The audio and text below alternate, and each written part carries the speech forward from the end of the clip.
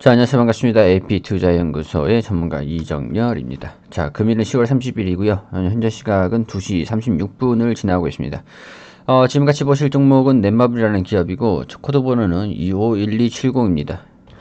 자, 우선은 많은 분들이 제가 좀 말씀을 드리는 부분들에 공감을 하지 못하고 계시는 것 같은데, 우선은 뭐 저 개인적인 의견이기 때문에 제 의견들을 계속 꾸준하게 말씀을 좀 드릴 수 있도록 하겠습니다. 자, 우선은 넷마블이라는 기업이 어떤 상황이었는지 그런 부분들을 기사를 통해서 한번 조금 살펴볼 수 있도록 할 텐데요. 기사를 먼저 한번 살펴보겠습니다. 자, 이 기사들을 오늘 다 같이 한번 살펴볼 거예요. 자, 이전 기사들부터 해가지고 최근 기사들까지 한번 살펴볼 수 있도록 하겠습니다. 자 10월 19일 기사입니다. 넷마블 주가 상승 견인한 우호적 모멘텀 소진, 목표가 다운. 이렇게 증권사 이베스트 투자증권에서도 카카오게임즈 상장 이후 그 이전까지 주가 상승을 견인했던 다수의 우호적인 모멘텀들이 소진했다고 평가를 하면서 주가를 일단 목표 주가를 좀 하향을 했습니다. 넷마블 3분기 영역기준 매출액이 6,325억 원, 영업이익이 680억 원을 기록할 것으로 전망을 하면서 종전 전망치 대비해서 매출액이 6% 하락, 영업이익이 5.2% 감소한 수치다라고 얘기를 합니다. 전분기 숨 고르기뿐만 아니라 이베스트 투자증권과 시장 컨센서스 전망치에도 미달할 것으로 전망한다. 자, 3분기 론치 신작들 중 마구마구 2020이 한국이 꽤 의미 있는 수준의 신규 기여를 했으나 나머지 다수 게임들의 전반적인 하향 안정화로 인해서 매출이 전분기 대비 7.8% 감소할 것으로 추정이 했다라고 합니다. 일단 뭐 추정치라고 하니까 목표가가 좀 추정치가 줄어들었다라는 부분들이 어느 정도 조금 부정적으로 주가가 반영되고 있다라는 부분들. 이 기사가 10월 19일쯤에 나온 기사니까 아무래도 10월 19일, 자 10월 19일 이후에 한 이쯤 때 나온 기사들이네요. 주가가 다 떨어지고 나서 제가 이전에는 계속 이때부터 계속 말씀드렸던 부분들이었는데 주가가 떨어지고 나서야 이런 기사들이 좀 나오기 시작을 했다라는 부분들.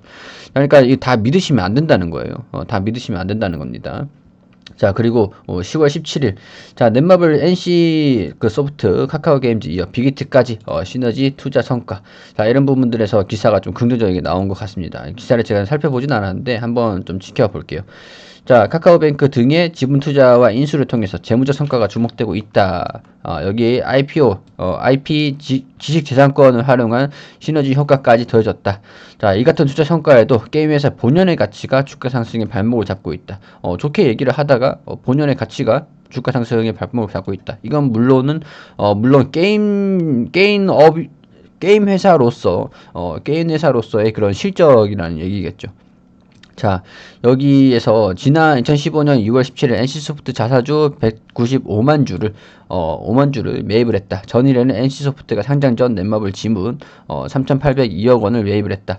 사실상 양사가 지분을 스왑한 것이다. 이는 넷마블과 넥슨 그리고 경영권 분쟁을 겪는 NC소프트의 우호 지분으로 참여한 것으로 받아들여진다라고 얘기를 하고 지금 게임 회사들 다 같이 좀 이게 서로가 주식을 스왑을 하면서 지분에 대해 스왑을 하면서 같이 공동 성장을 하겠다라는 그런 목적으로서 반영이 됐던 그런 부분들이라고 좀 해석을 할 수가 있는 것 같습니다. 자, 이후에 카카오 게임즈 빅히트 잇따른 재무적 성과가 있었다. 이 재무적인 성과지. 자, 이런 부분에서 반영이 좀 됐었잖아요. 분명히 반영이 됐었습니다. 빅히트의 상장이라든가 카카오 게임즈의 상장이 재무적으로 지분의 가치가 좀 상승할 수 있는 부분들이기 때문에 그런 부분에서도 상당히 우호적이다라고 제가 계속 말씀을 드리긴 했었어요. 자, 그럼에도 불구하고 지분에 대한 가치보다 이 본업에 대한 실적을 좀 감출 수 있다라는 부분들이 밸류에이션 대비 주가가 좀 높다라고 그렇게 볼 수 있는 요인들이다라고 좀 말씀을 드렸었죠. 자, 그리고 이전에 렌탈 사업자 코웨이를 좀 인수를 하면서 재무적 투자 가치가 극대화됐다고 제고가 됐다라고 합니다. 자, 인수에 대해서 회의적인 시각이 많았었는데 당시에는 좀 회의적인 시각이 많았어요. 넷마블이 보유한 데이터 분석 역량을 코웨이 산업에 더해서 실적을 더 키웠다라는 부분들. 자, 이런 부분에서는 자, 본연의 가치인 게임을 찾아야.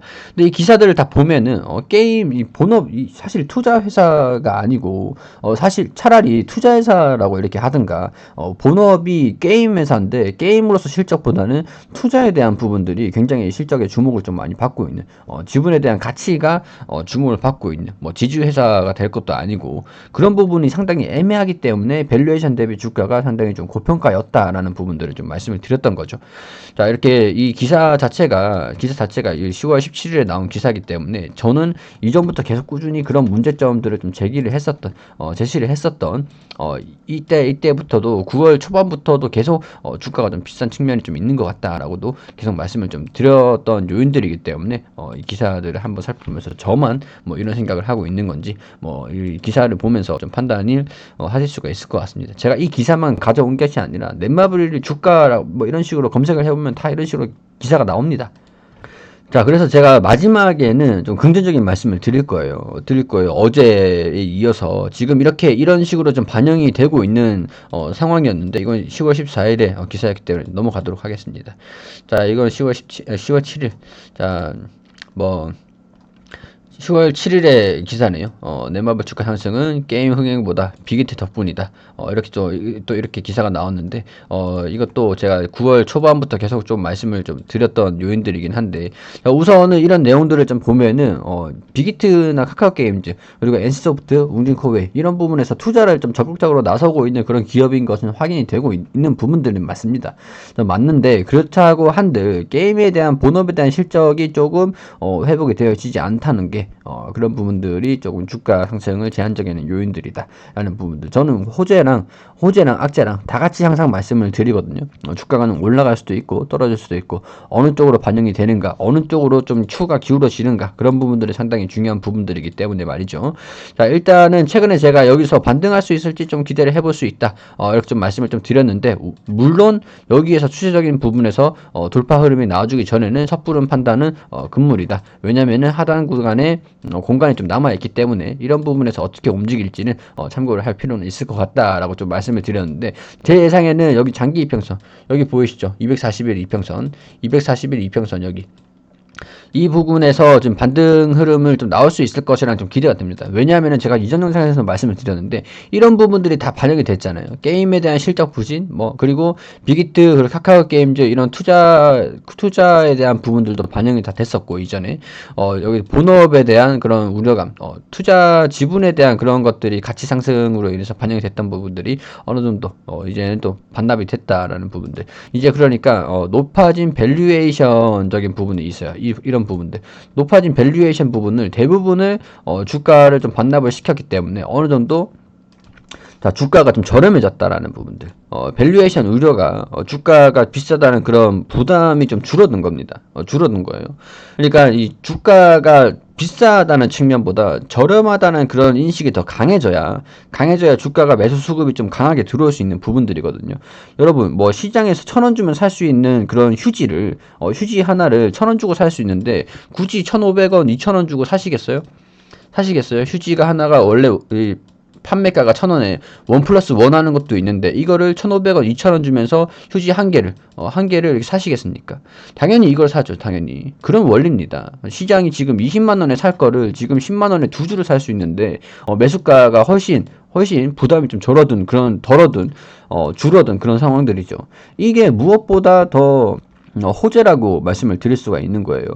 무조건 주가가 좀 하락을 했다고 해서 그렇게 뭐 화내시고 그럴 것이 아니라, 냉철하게 판단해서 객관적인 판단으로 어떻게 대응을 잡아갈지, 추후에 주가를 어떻게, 좀 손실을 만회를 할지, 수익을 낼 수 있을지, 그런 부분에서 전략을 짜가기 위해서는 객관적인 판단이, 필수다라는 부분을 좀 말씀을 드릴 수밖에 없을 것 같아요.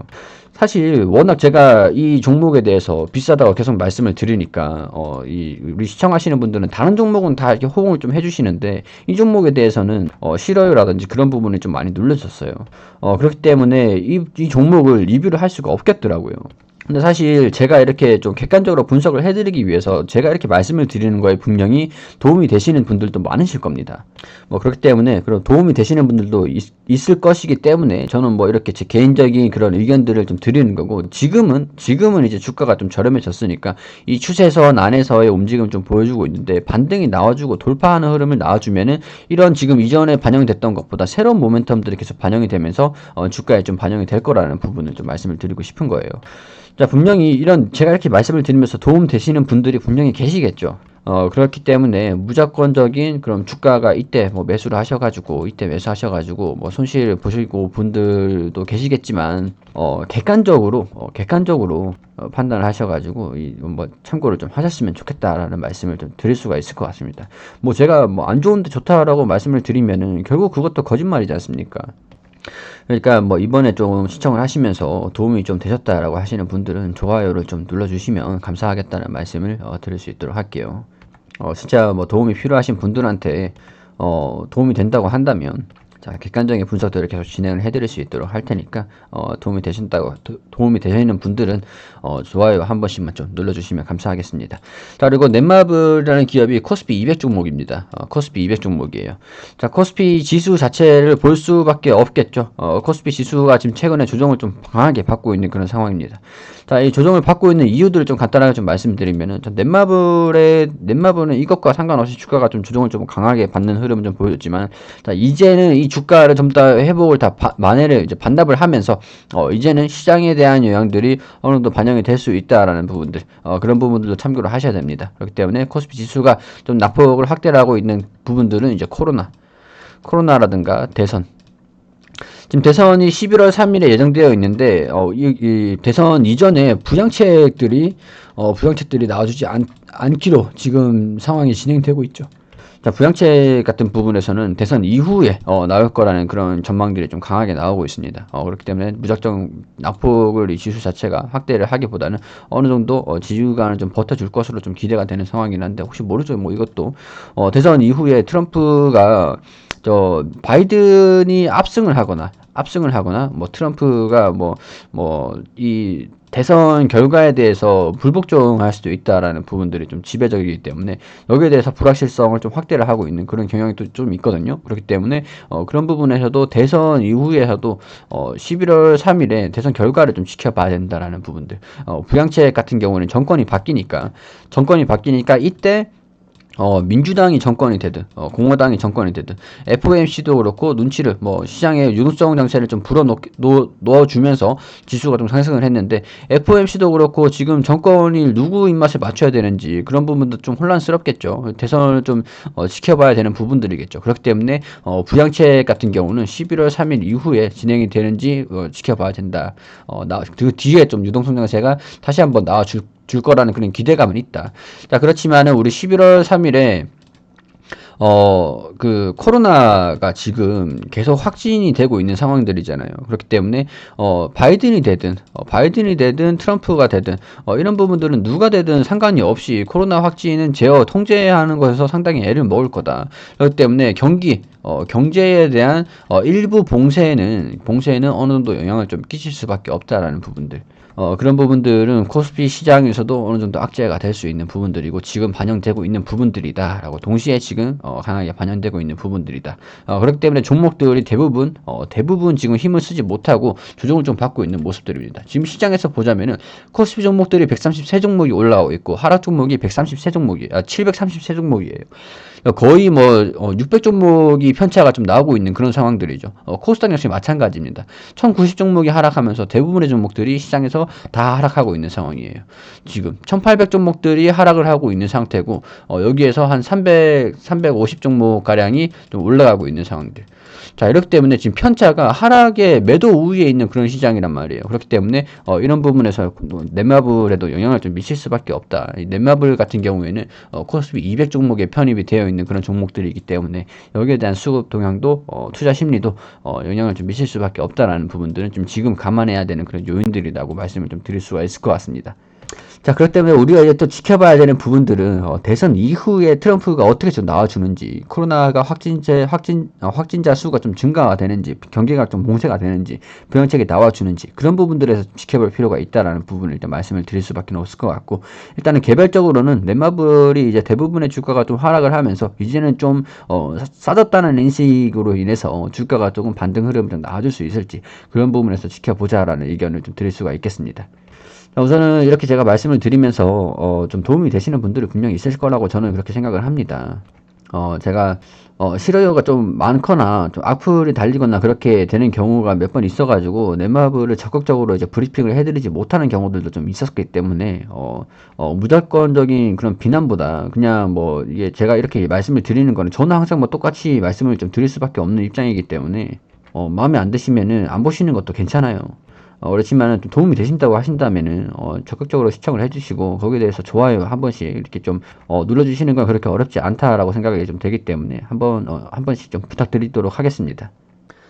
자, 그리고 우리 AP투자연구소에서는 매일매일 무료 종목을 추천드리고 있습니다. 네이버에서 AP투자연구소라고 검색을 하시면 상단 부분 홈페이지에 AP투자연구소 홈페이지를 들어오실 수가 있습니다. 자, 라이브 깜빡깜빡 하시는 거 밑에 보시면 2020년 무료 추천 종목이라고 게시판이 있는데 들어오시게 되시면은 저희가 매일매일 이렇게 추천을 드리고 리딩을 해드린 내역들을 확인하실 수가 있습니다. 자, 지난 게시판 또한 전부 다 확인하실 수 있도록 열려 있기 때문에 보시고 확인을 하시길 바랄게요. 자, 10월 19일 월요일 오늘 종목 추천 한번 보도록 할게요.